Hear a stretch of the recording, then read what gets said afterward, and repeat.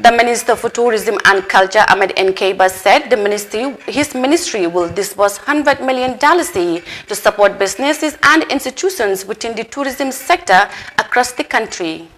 The move is promoted due to the high impact of the pandemic in the country's tourism industry. Khadija Tujao has more.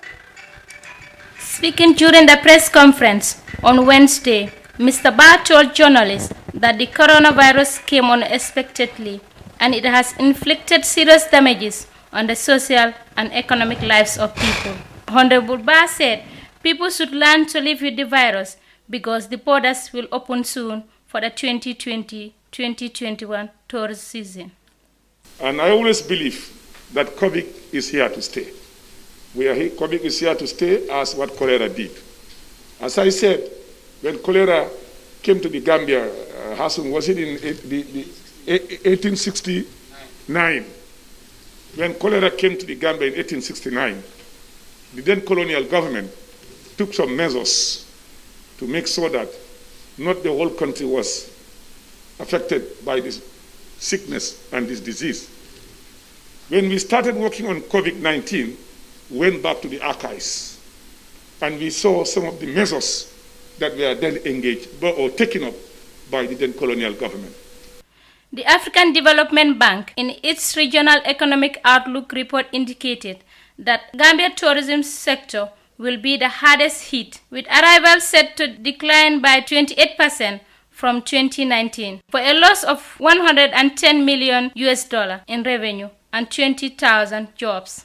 Tourism Minister said, as the most affected ministry from the pandemic, they were on standby to protect their people. And of course, tourism went on zero ground. And indeed, the president made a declaration on a national disaster, of course, a pandemic, declared this country a pandemic, in a state of pandemic. And that, as a result, means that tourism was on ground zero and was dead. Now, we felt as a ministry, at the time, I think 2 days after the declaration, my ministry summons called on a meeting of all the stakeholders, including the Ministry of Finance, as to the way forward. Before anybody started taking any decision, 2 days after COVID was declared, we took measures to try to see what can we do to help mitigate some of the challenges that we may face in COVID and during COVID. Honorable Ba said his ministry was almost bankrupt as a result. Ministry deemed it necessary to help the sector and its partners. To the President of the Republic and the Vice President and the entire cabinet for supporting this ministry in this quest. And again, I must stand here to thank rather, the Ministry of Finance, the Minister of Finance. The Minister of Finance stood up with all our requests, with all the efforts to support us in our quest to make sure we supported this industry. His permanent secretary and his staff were all with us. Again, I need to thank the National Assembly members, the Speaker, the Deputy Speaker, the minority leader, the majority leader, and the entire leadership of the National Assembly, who stood up. We were there with them sometime until 1 a.m. to make sure that at least our ministry gets support that would help the industry to come back to normalcy.